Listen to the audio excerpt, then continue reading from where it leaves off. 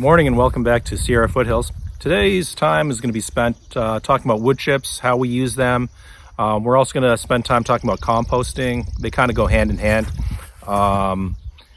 Actually, I should say pre-composting because we haven't started composting yet, but it is our intention to do so. And to that end, we're also going to be building our hay chopper. We want to use alfalfa hay as a compost ingredient and for mulch. So we're going to be building a hay chopper today, so stick around for that. And there's a few other things that might be happening around the property today. I don't want to give away too much because we might not get to it. So it's a beautiful morning, a little overcast, but time's wasting, so let's get to it. One of the ways we use wood chips is as a fill material. Now, it's not an ideal fill material because it does settle over time, and when you fill, you don't want it settling necessarily. However, in this case, it's a good fill material.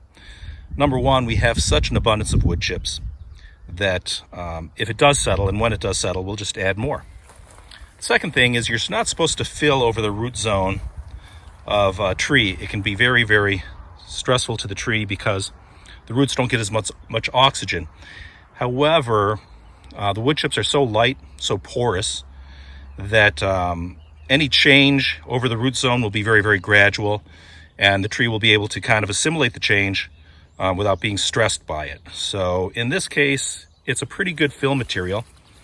You can see that even after less than a year as fill, that the wood chips have already started breaking down into soil and grass has started growing out of here, which is fine. If it turns into an area that grass sprouts, I don't have a problem with it. Another way we use wood chips as a top dressing. You can call it a mulch, but basically a lot of our walkways and a lot of our driveways have wood chips on them. It's really good for the earth because it breaks down and enriches the soil over time. It protects the earth from extremes of heat. It also helps the soil retain moisture, and so it has very, very many benefits. As far as using it for a mulch, it's good for certain purposes. As we have it on the drives and the walkways here, it's good to protect the earth. However, it's not a good mulch for plantings. You can use it in the garden, and a lot of people use it in the gardens for walkways between their planting beds. But you're not supposed to use wood chips as mulch directly over, for instance, a tree or shrub or any garden vegetables or produce or anything like that. The reason is, as it decomposes, it sequesters nitrogen, deprives nitrogen in the soil, basically. And as a result of that, it's not considered a good mulch for plantings. The third use for the wood chips, besides using it as fill material and using it as a top dressing or non-planting mulch, would be to use it as a compost ingredient. And as you can see, we have a lot of wood chips. The way we get so many wood chips is there's a lot of tree crews out here in the foothills. They're doing wildfire abatement, so there's a lot of fuel in the area that they're trying to take out, dead wood, branches, dead trees. There's a lot of tree mortality as a result of, in a 10-year period, we had 9 drought years, so there's a lot of dead trees. So there's a lot of tree crews, and they're looking for places to dump chips. So they park in certain areas at the end of the day. I'll slap these flyers on their windshield. It's got the address and the phone number, and they bring wood chips. One of the things I've been meaning to do that I want to knock out real quick this morning is turn this old lawnmower into a mulcher, basically, chopper, a hay chopper, I guess you'd call it. This was given to us for free. It runs. Don't have too much of a need for a push mower, too much physical effort. We got the riding mower, and any of the tight areas we use the weed whacker, the string trimmer for. So we're going to turn this into a chopper for hay. We like to use alfalfa hay. It's very high in nitrogen, and so the thing about hay is the length of the hay is oftentimes not really conducive to using as mulch or adding to compost because it's too big and it takes longer to break down. It remains stringy and long. To chop it up into a smaller material makes it a much more usable material. And so what we're going to do is convert this into a hay chopper. Chopping hay is something that usually only farmers do, and the equipment they use is very, very large scale and very expensive. For homeowners, gardeners, and homesteaders, chopping hay is a difficult problem to solve. So I saw the YouTube video, and I'm going to give this a try. Like a lot of things, it's going to be trial and error, but the general idea is I have a flat part here. I got the hole saw. I'm going to make a circular hole there, and then I'm going to install this piece of 4-inch ABS as a feed tube. It has a lock ring, so it'll lock on there, and then I'll shorten this to whatever seems like an appropriate length. So I started by centering the hole saw in here, and I've created a center hole. I'm going to finish it with this drill bit. And before we lose all the oil out of the crankcase, that gives us our pilot hole over here.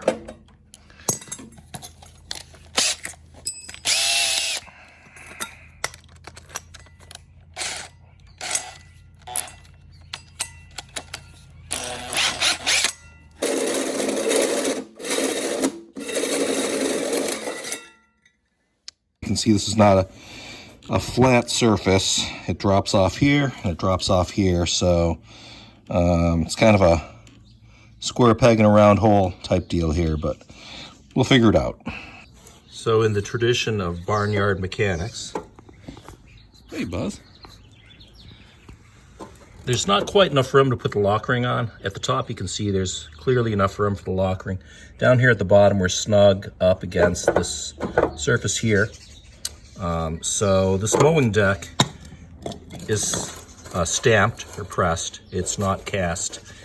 I think we can take a pretty big hammer, maybe flatten out this area and get enough space so we can just get a few turns on these threads started, and that's probably all we should need.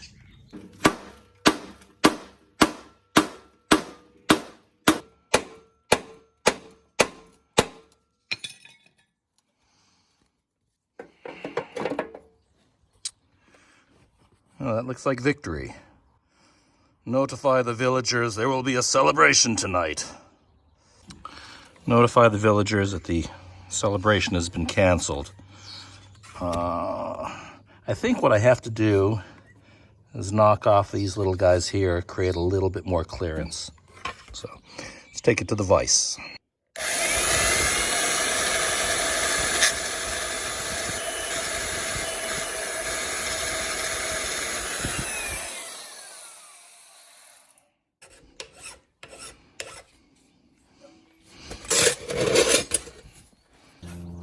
I still need to create a little bit more space here, so I gotta be more precise about where I hammer on this thing.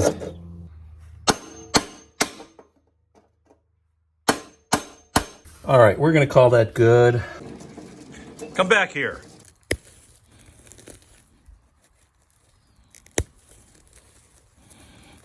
So this is alfalfa hay. Alfalfa is actually a legume, which is makes it a very good source of nitrogen. When it's really fresh, it's actually sticky, and it's very sweet smelling.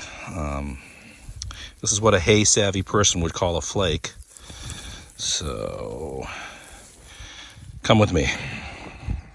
So this is what I was talking about before. Typically it's stringy and long, and it's not conducive to, ideally, I mean, you can use it as a mulch, but it'd be better if it was chopped up smaller. So this is a really good smaller vise. It's a Colombian. I believe they're made in Erie, PA, or Cleveland, Ohio. But you can see the jaws are only 4 inches, but the vise will actually open up to 6 inches. So even though it's not a big vise, it can get a lot of work done. So, okay, so we're going to shoot for the S right here. And that'll give us 24 inches, and that should be plenty long enough.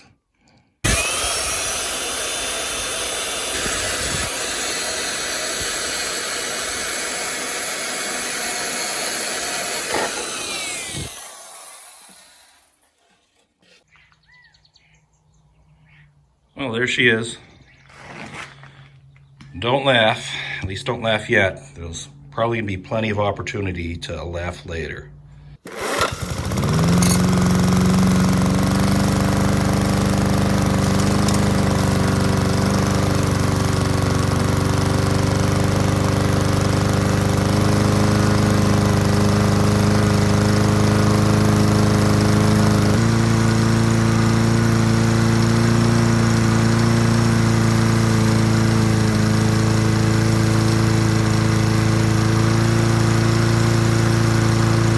So I'd have to say I'm super pleased about this.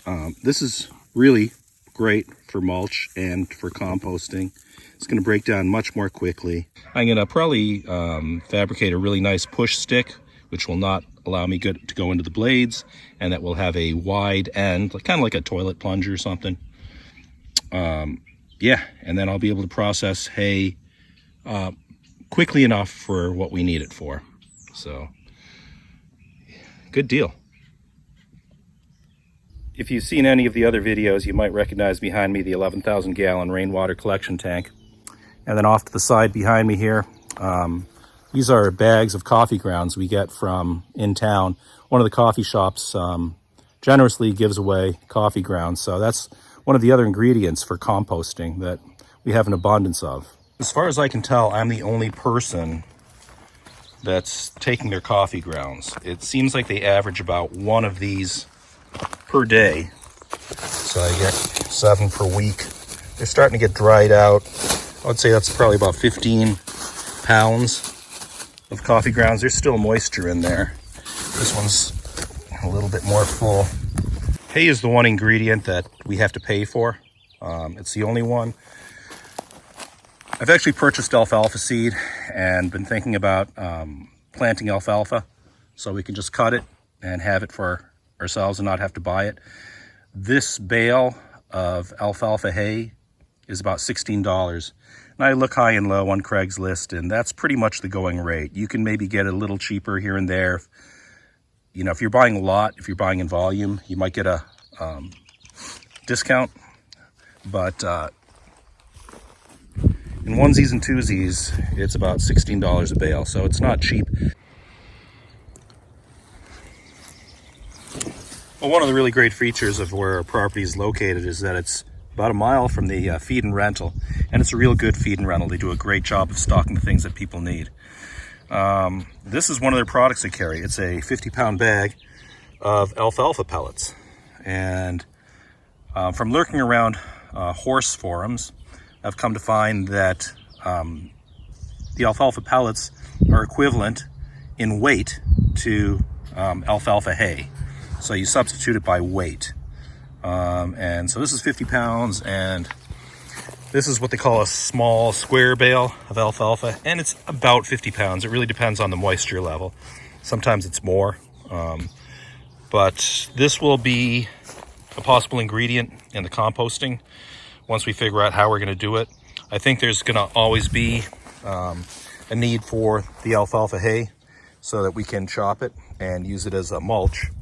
You don't want to use pellets as a mulch. It will attract rodents. We're looking at all this tall grass, and all of that is also part of the compost recipe. What they call inputs. So that should all get cut up. Also, leaves, food scraps. We've got obviously eggshells. We got coffee grounds. This is banana and tangerine. And this sort of thing. I'm not convinced of the value of doing this. It's such a small part of the equation. It's more the idea that you're not letting it go to waste, I guess, is the value of using food scraps. But it really doesn't add measurably at all to composting, unless you're talking about like a supermarket getting rid of old produce or restaurants throwing stuff out. That stuff should definitely be composted, but you know, in a small household, it's a pretty insignificant amount. Well, it's early May and the pandemic's still going on, so the social isolation continues here, but I have the company of wildflowers. These are hairy vetch. They're past their prime, but still beautiful. And this all here is common media, almost a dandelion looking flower. We have some clover here,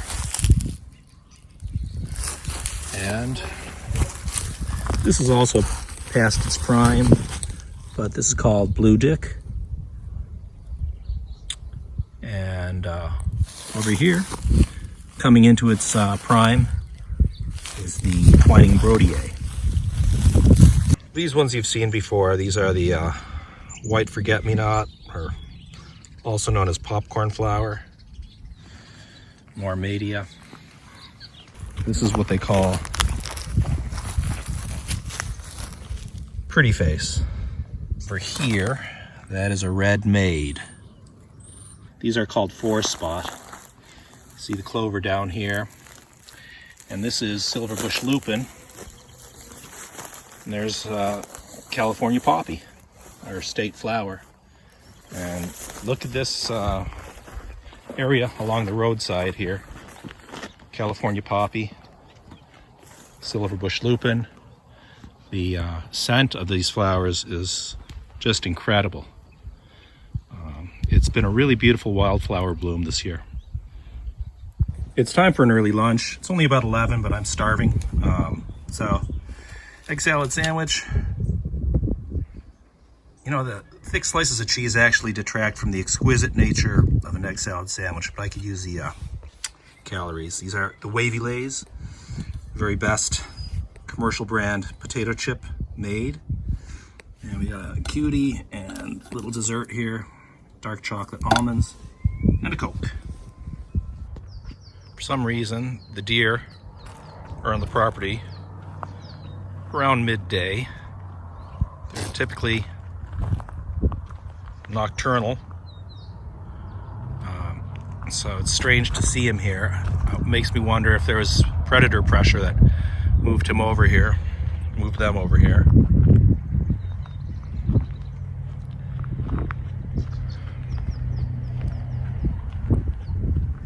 The turkeys are back, trying to intimidate me. They wear their black starter jackets and hang out around here, but they're not going to drive me off the land, I can assure you.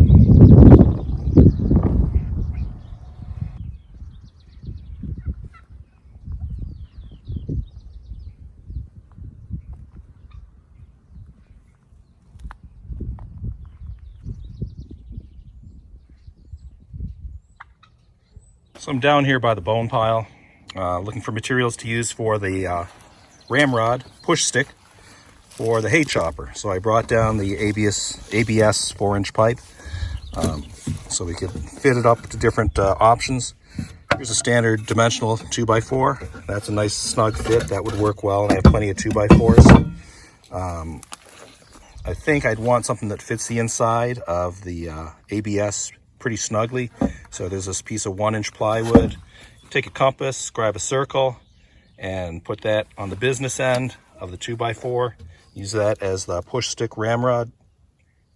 So I had opted for the 2x4 as opposed to that 4x4 post, but then I remembered that I had this guy here, which was a short-handled hoe, and I was going to make it into a pickaroo for picking up logs and stuff, but it's just about the perfect length. I think if I work this flat, I can just attach the circular surface to this and drill through here and yeah, put it all together, and this should work. I think it's just about the right length. The feed tube is 24. Yeah, so this will be almost perfect. Where the handle is, I wouldn't want to go deeper than that, or else I'd be getting into the lawnmower / chopper blades. So I might put a cross piece here just as a stop so I don't go too far, but that should work. Way downtown, fooling around, took me to the jail. Oh, me and it's all my.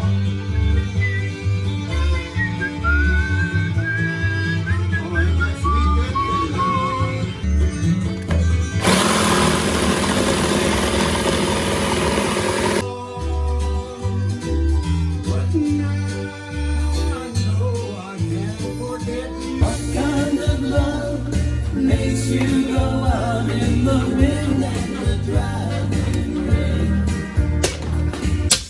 I don't know right from wrong. Find it easy to fall. I've been up all night long. That's when I want you most of all. Well, this is starting to get hokey. Hopefully it doesn't become hokey pokey and I have to turn myself around. Yeah, the wings I was going to use as a flat mounting surface, they broke off. So what I'm left with is trying to somehow attach this convex rounded piece of steel with a flat piece of 1-inch plywood. So I'm going to play around with the angle grinder, and if that happens to almost work, then I'll drill through there and then we'll affix the two pieces together with a nut and bolt. So wish me luck, but don't plan on a celebration.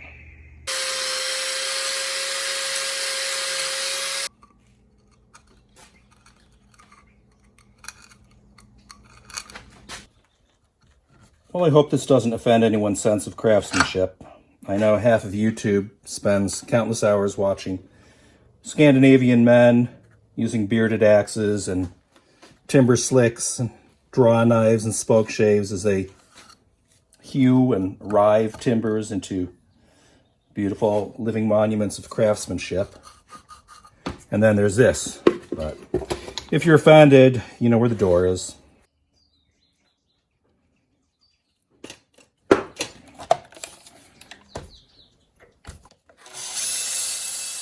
Well, it wasn't always pretty. In fact, it never was pretty, and actually it still isn't pretty. So here's my off-center hole, and that should enable me to put a nut and bolt through there, and we'll call it good. Unless you guys think, and leave comments below if you think we should try some baling wire or duct tape possibly.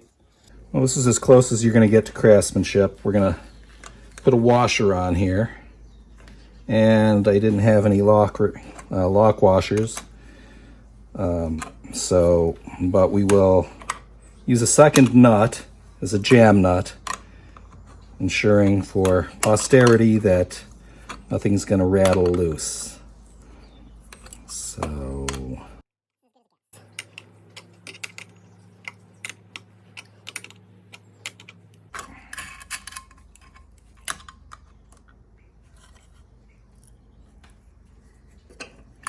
ta-da!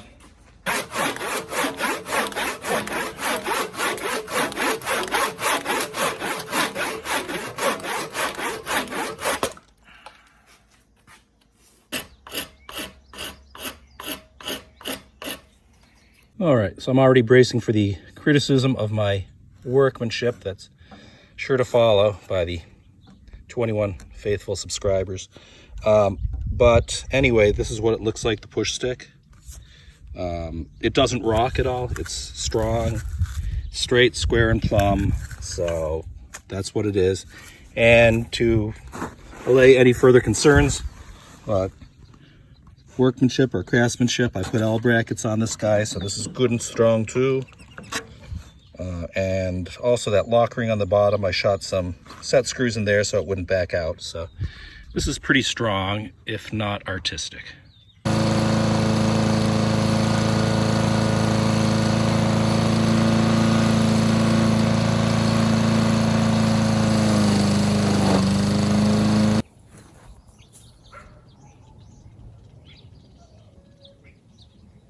So that little American football officiating signal with the little embellishment at the end. That was a tribute to longtime NFL referee Larry Nemmers, number 20, who had that little characteristic embellishment at the end. He didn't click his heels, but he would do that with his arms, which I always got a kick out of. Larry and I have never met each other. But anyway, that's my tribute to Larry.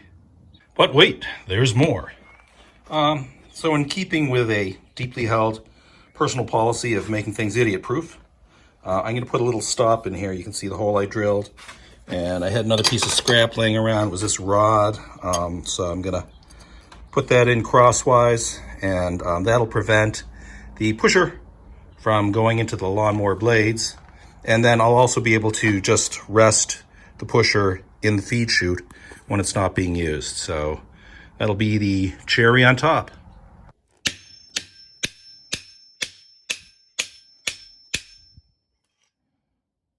I fired it up in side yard, which is all wood chips, and everything, all the wood chips started sucking up and discharging through the feed tube, which makes sense because lawnmowers use an updraft principle. The cutting blades are oriented to create lift, to lift the grass up so then it can be cut.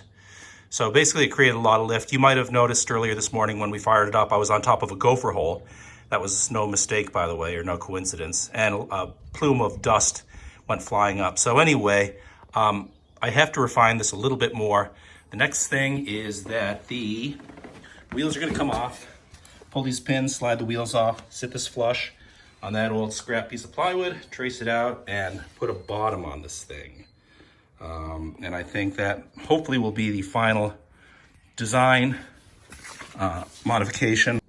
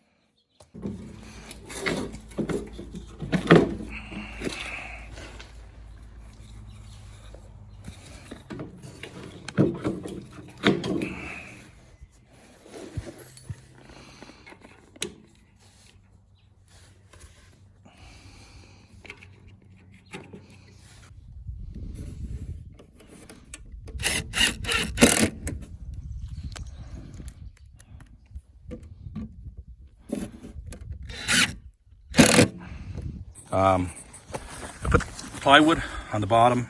It's held in 4 points. It's pretty strong. It doesn't want to suck up any wood chips or debris from the ground anymore. It's a closed system.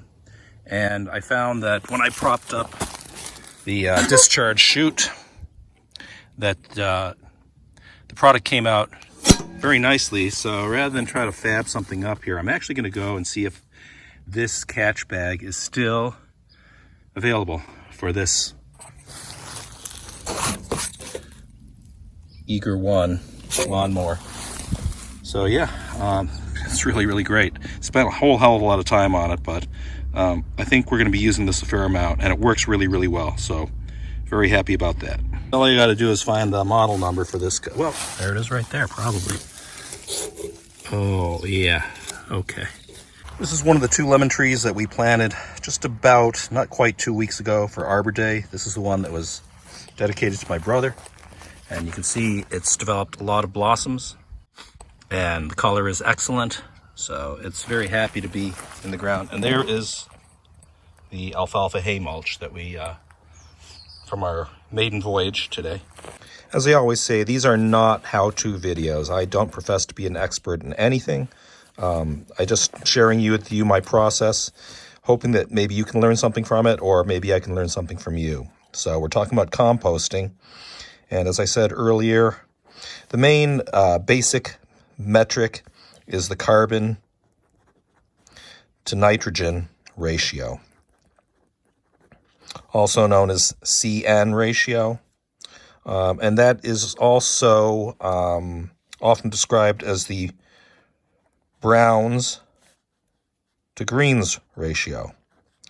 because these tend to be things like cardboard or wood chips or tree branches or twigs. The greens tend to be grasses, leaves, things like that. But most of the time, the perfect ratio is considered to be 25-1 to 30-1. And so you want to have that sort of recipe, and we are trying to come up with a recipe with our inputs. And our inputs are wood chips and coffee grounds and alfalfa. The other factor in composting is moisture. And the ideal moisture level is 55 to 60%. And then the other main variable is oxygen, because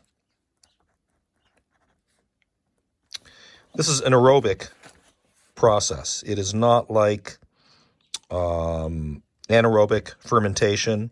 Composting is an aerobic decomposition of organic matter. That's what it is, into a usable material.